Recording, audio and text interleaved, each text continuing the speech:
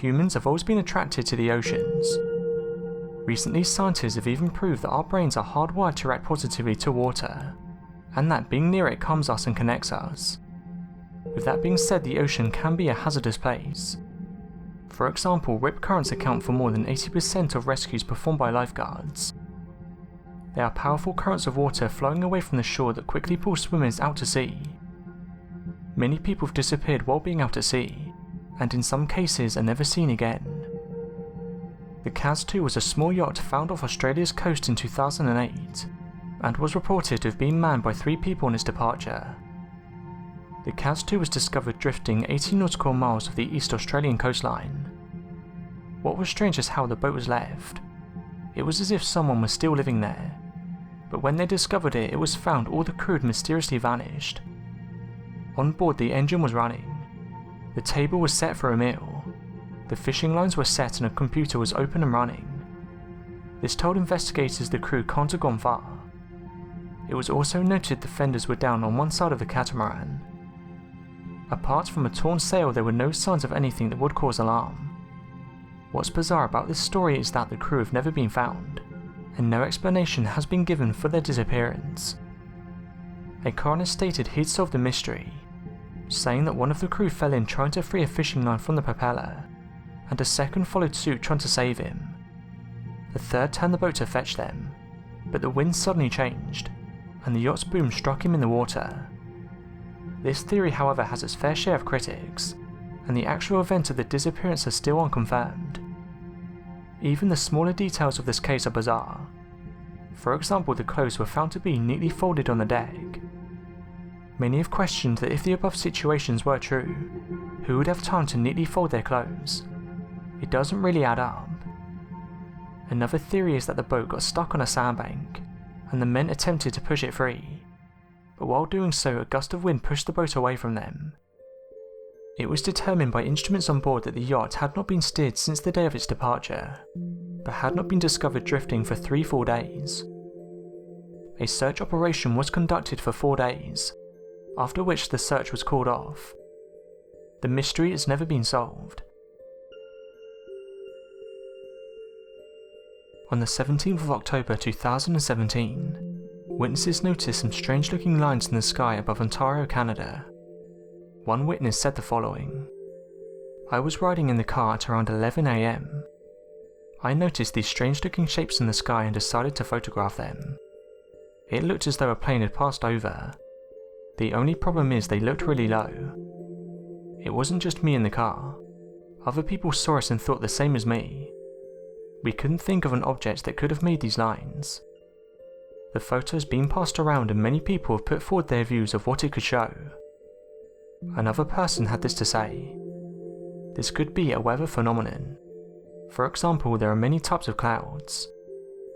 An Arcus cloud is a low horizontal cloud formation associated with the leading edge of a thunderstorm outflow, or occasionally with a cold front even in the absence of thunderstorms. Roll clouds and shelf clouds are 2 types of Arcus clouds, slight variations in their generation and appearance being the difference.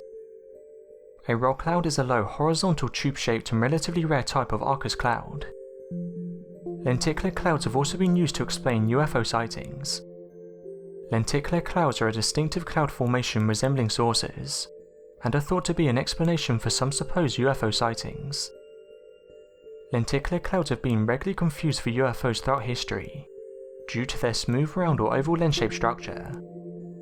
The clouds are not uncommon, but are most regularly found in mountainous areas, and can appear singular or stacked like pancakes. These clouds form when the air is stable, and the winds blow from the same or similar direction at many levels of the troposphere. As the wind blows across hilly or mountainous regions, the air undulates in a downstream train of waves. If there is enough moisture in the air, these waves will condense to form the unique appearance of lenticular clouds. Hundreds of these clouds have been captured, and many people still attribute them to UFOs. Another person had this to say about the clouds: "I've seen them in Canada before. The ones that I've seen have been really low to the ground. It looks bizarre when you first see it. I don't really take much notice of them, but you can see people pointing them out. I never know what they are because they could just be clouds. Other people have said they are planes that have come in for landing. Orbs of light are generally thought to be the manifestation of energy, which is why they're sometimes referred to as ghost orbs, or spirit orbs. Some of the orbs you see in pictures aren't actually ghostly in nature. They're mere refractions of light on the lenses of a camera, or the result of a flash of a camera picking up pieces of dust. But there are those that believe certain orbs are paranormal in nature.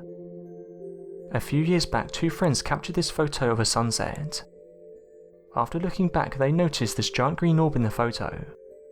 The witnesses said the following: "My friend and I pulled over to take some photos of Mount Rainier in the sunset.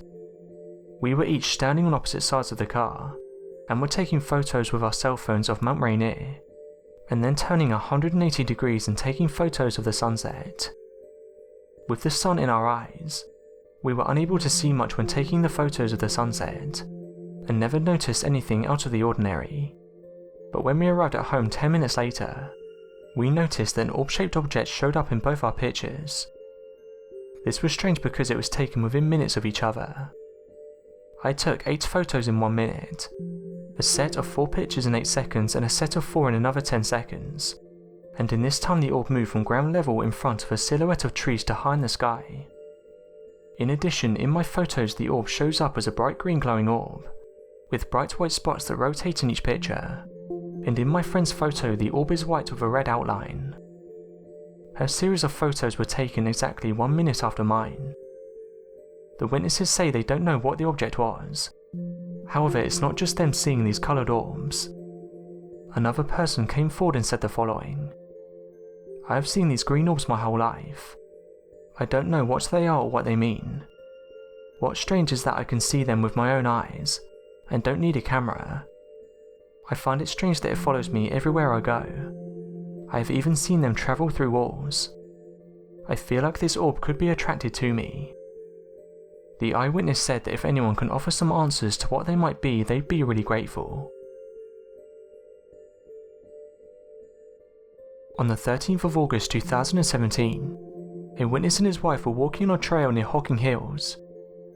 They discovered this giant footprint. Many who have seen the photo have suggested it could belong to a Bigfoot. The eyewitnesses said the following: "Me and my husband were walking a trail at Rockbridge State Nature Preserve. We stepped aside to allow some fellow hikers walk through, and I happened to notice on the other side of the trail an almost perfectly shaped large footprint. I showed my husband and we were stunned. We took the time to take some pictures and continued on. About 15 or 20 meters up the trail was a small tree that was broken in half and bent down. It appeared to be a fresh break, and considering it was so close to the footprints, we thought it was odd.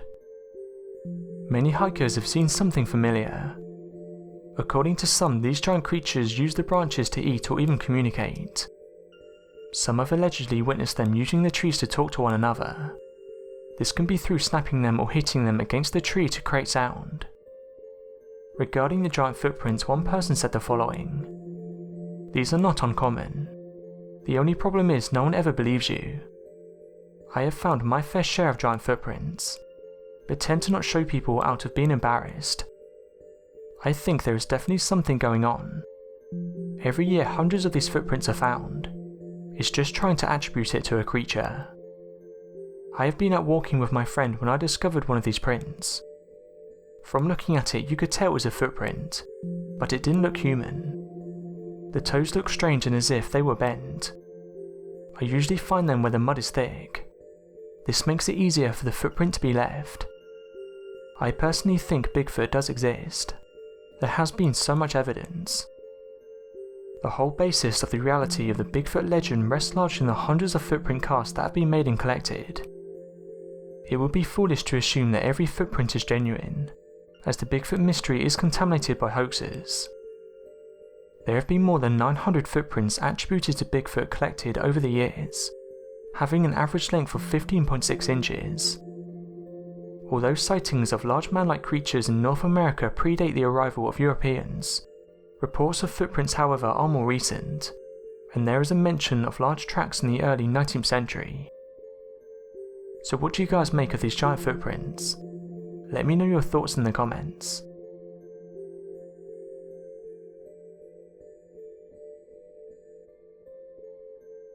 Thanks for watching and don't forget to subscribe for more videos.